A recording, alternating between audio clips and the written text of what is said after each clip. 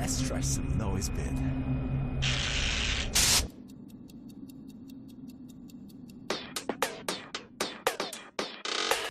몽테스키에는 그런 얘기를 했죠.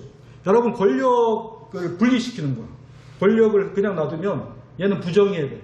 여러분, 강한 권력의 독재자 이런 얘기 들어봤죠. 권력이 강해지면 요즘에 이거 얘기하면 끌려가는가? 요즘에 얘기를 하고 싶은데 제가 자꾸 멈칫거리잖아. 이게 바로 정치적 중립 때문이에요. 왜? 정치적 중립이라는 것이 스스로에게 입을 조심하도록 만드는 역할을 합니다. 그게 좋은가요? 제가 하고 싶은 말 시원하게 하는 게 좋아. 좀 가리면서 적당히 하면서 여러분들 맞춰주고 중요한 거 이런 거지만 여기까지만 알아 이렇게 좋아. 전 속 시원하게 다 털어놓고 막 얘기하고 싶어. 근데 못하는 게 내 스스로의 마음에 어떤 감시자가 있는 거야. 이게 김누리 교수도 얘기했던 거예요. 민주주의의 최대의 적은 과거에는 독재 권력과 싸웠는데 이제는 내 마음에 그 감시자가 들어왔다니까. 이제 우리가 민주주의가 된 것 같이 보이지만 실제로 아직도 우리 정신은 민주주의화 되어 있지 않다. 왜냐하면 아직도 우리는 뭔가를 두려워한다는 거죠. 여러분, 두려워하는 게 있어요? 두려워하는 게 없어지면 인간은 무한한 능력을 가질 수 있어요. 두려워하는 것 자체를 두려워하라고 얘기했어요. 세계 석학들이. 제가 김두한 교수라고 여세대학교 신문방송학과 교수를 아는데 그분이 쓴 책에 보면 그분이 마인드 컨트롤이라는 걸 되게 중요하게 생각하거든요. 근데 그분이 원래 신문방송학과 교수인데 원래 중학교 때 반야심경은 불경인데 그걸 원전으로 읽었다는 거야. 읽고 자기는 마인드를, 내 마음을 어떻게 하면 편안하고 아주 좋은 상태로 유지하는지를 공부했다는 거. 그걸 해야 인간의 잠재력이 끌어올라가고 공부도 잘해지고 집중력도 생긴다는 거. 내가 불안한 상태, 두려운 상태에서는 공부도 안 돼요. 지금 집이 엉망인데 공부하기 싫어. 집이 평안해. 내가 뭘 하듯이 부모님이 편안하게 대답해줘. 그리고 학교에 오면 나의 친구들이 나를 편안하게 해줘. 나도 편안해. 그런 상태에서 뭔가를 한다는 거. 그래야지 뭔가가 된다는 거죠. 마음을 편안하게 하는 것이 모든 것이다라고 얘기하는 그런 선생님이에요. 그분은. 어쨌든 우리는 인간에 대해서 지금 얘기하고 있어요. 우리가 영화 변호인이나 킹메이커라는 영화의 김대중 씨나 박종철, 이한열이나 이번에 우리 학교 아이들이 국가인권위원회 갔는데 이때 시대 전두환 시대 때 보세요. 이한열, 박종철, 서울대학교 언어학과, 서울대학교 경제학과 뭘 그랬을 거예요. 이한열 군은 박종철 죽고 나서 나중에 시위에 나와가지고 또 죽잖아요. 근데 그런 시대가 있었다는 거야. 여러분들한테 그걸 역사적으로 쭉 설명하는 것이 의미가 있겠나 싶겠지만 여러분들 투표권이 지금 3학년이면 투표권이 있죠. 지금 3학년은 몇 살이에요? 만 18세? 18살. 그러니까. 근데 생일이 지났어요? 안 지났어요. 지나면 생일이 몇 월이에요? 9월달에. 9월? 네. 네. 지나면 투표권이 주어지죠? 그렇죠?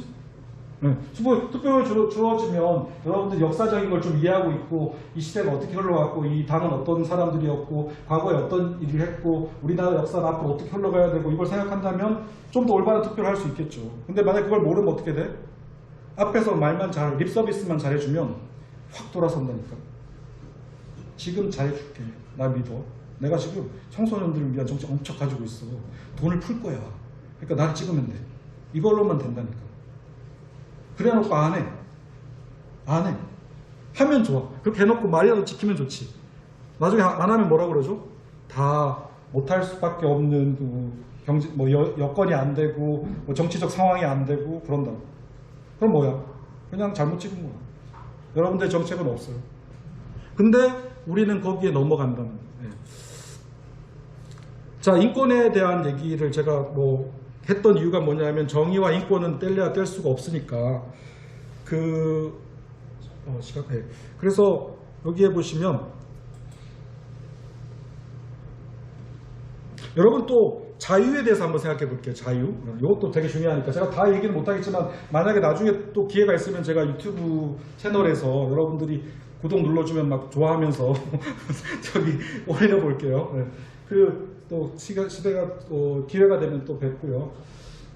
우리 존 스튜어트 밀이라는 사람이 자유에 대한 자유론이라는 책을 썼는데, 리버티라는 책이죠. 한 사람을 존중해야 된다는 거. 전체에서 단 한 사람이라도 반대 의견을 제시하면 그 사람의 의견을 들어야 된다는 거. 그 사람에게 무조건 우리 따라와, 이렇게 하는 순간 자유는 무너진다는 거죠. 근데 여러분들한테 할 말은 아닌데, 사실 이 밀은 극단적으로 인간의 개인의 자유는 어떤 경우에도 제한해서는 안 된다는 쪽으로 나갔기 때문에, 성매매도 괜찮다는 식으로 나왔기 때문에 여러분들한테는 좀 그래요. 근데 어쨌든 밀이 강조했던 건 뭐냐 하면, 개인의 자유를 국가가, 권력이 어떤 식으로든 통제하거나 제한해서는 안 된다.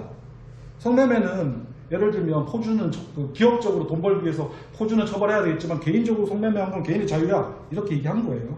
근데 그게 뭐 좋게 들리든 나쁘게 들리든 어쨌든 간에 이분이 얘기하려고 했던 것은 자유를 제한하는 것을 막아야 된다는 거. 우리나라 대통령께서 요즘에 자유를 많이 얘기하시거든요. 그래서 자유론을 저는 읽어봤는지 궁금해서 꼭 여쭤보고 싶어요. 왜? 자유는 전체를 위해서 존재하는 게 아니라 개인을 위해서 존재하는 거예요. 내가 제시하는 게 옳으니까 따라와 하는 것은 자유의 자자도 모르는 얘기. 한 사람 한 사람의 의견을 존중한다면 저기 나와 있는 시위대 한 사람의 1인 시위도 다 들어야 돼. 자유론을 얘기하는 순간 얼마나 골치 아파지는지 몰라. 그러면 정치를 하기 피곤해져. 근데 지금 대통령이 자유를 계속 강조한다면 다 들어와서 여러분 얘기 들으러 여기 와야 돼. 그게 자유의 기본이었기 때문에. 근데 안 오잖아. 안 오는 건 뭐지?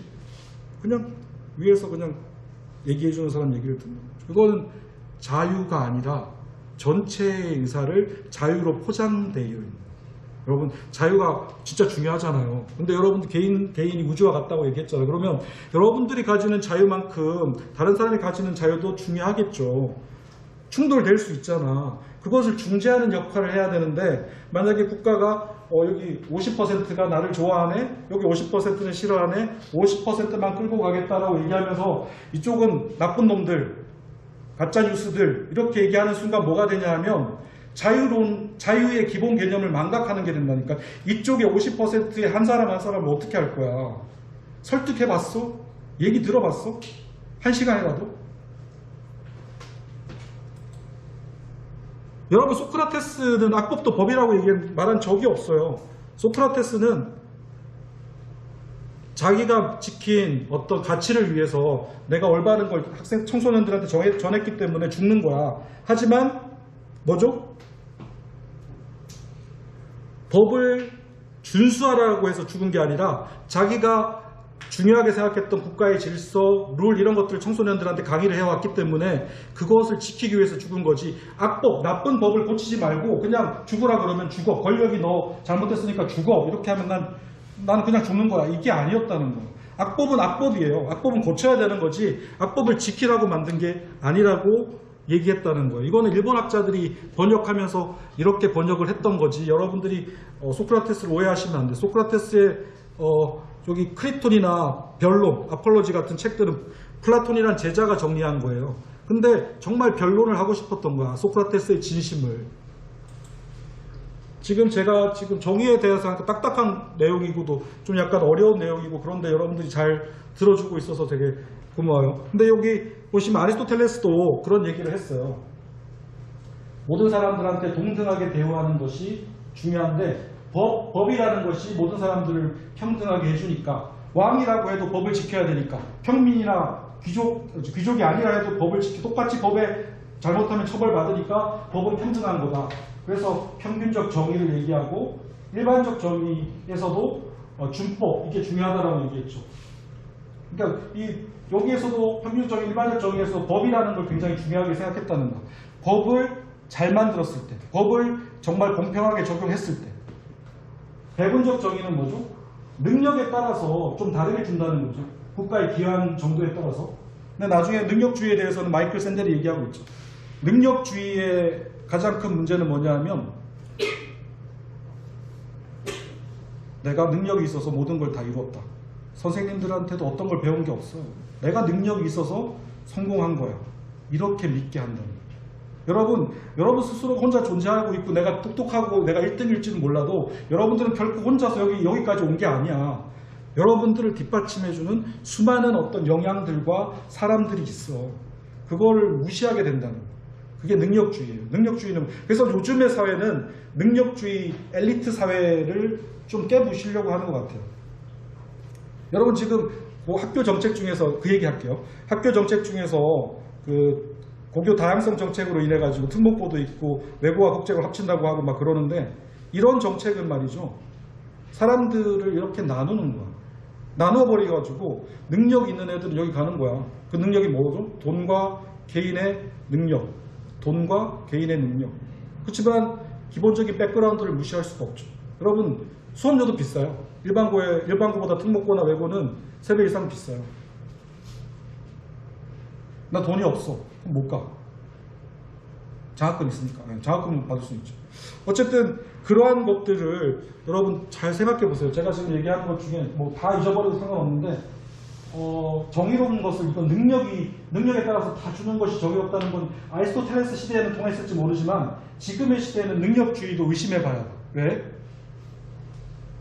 그 능력이 어디서 온 거야? 그리고 시작점이 또 출발점이 같았나? 과외 엄청 때려받고 돈 엄청 들이부어가지고 한국에서 서울대 못 가면 외국에 유학 보내가지고 박사 만들어서 교수 만들면 되는 거 아니야? 이미 플랜이 나와 있어.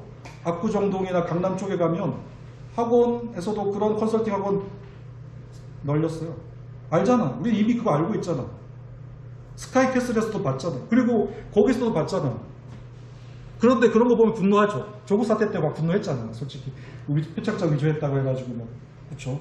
하지만 그 조국보다 훨씬 더 나쁜 짓 많이 한 사람들이 지금 도처에 눌려 있어. 잘 보세요. 그 사람들이 떵떵거리고 살고 있다. 왜? 정의라는 가치가 필요 없으니까. 힘이 있으면 정의라는 가치는 무시될 수 있으니까. 검찰 권력도 힘이 있으면 더 이상 손대지 않으니까. 권력과 돈과 결합되어 있으니까. 이게 정의롭다고? 이게 정의롭다면 저는 한국을 떠나고 싶어요. 근데 이게 정의롭지 않다고 얘기하는 사람들이 많아지면 많아질수록 우리 사회는 분명히 발전 가능성이 있어요. 왜냐하면 이런 정도의 교육 수준에서 이만큼 했기 때문에 만약에 미국 정도의 시스템이나 유럽 정도의 시스템을 갖다 붙이면 우리나라 애들이 아마 그쪽 애들하고 경쟁이 안 돼. 우리가 훨씬 더 잘할 거예요. 저는 확신해요. 훨씬 더 잘할 거예요. 시스템이 이 정도인데 이 정도 가고 있다니까. 그거 안 바꾸려고 해요.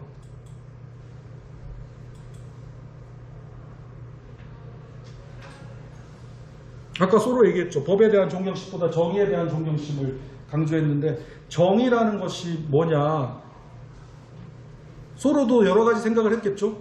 공평을 생각했을지 평균을 생각했을지 아니면 능력주의를 생각했을지 사회주의를 생각했을지 자본주의를 생각했을지 그건 모르겠어.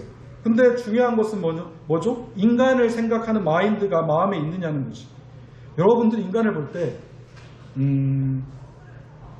경쟁 상대?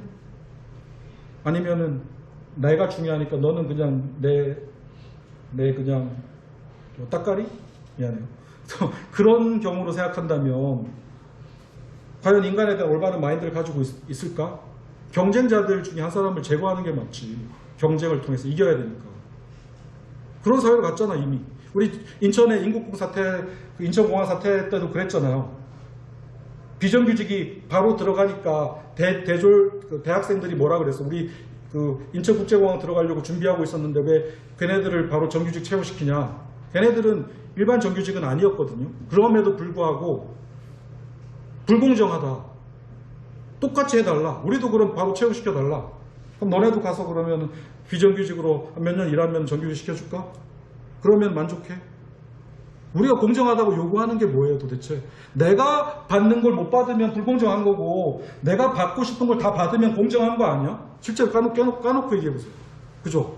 내가 받고 싶은 거 다 해주고 사회가 내가 원하는 대로 돌아가고 있으면 공정한 거 아니야? 사람들은 그렇게 믿고 있어. 여러분들만 그렇게 믿고 있는 게 아니라 여러분들 아버지 세대, 여러분들의 윗세대들이 다 그렇게 믿고 살았어. 나한테 이익이 되면 말 안 해. 이게 잘못된 게 보여도 왜?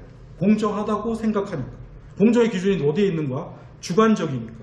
공정이 주관적인 것과 객관적이 섞여 있거든요.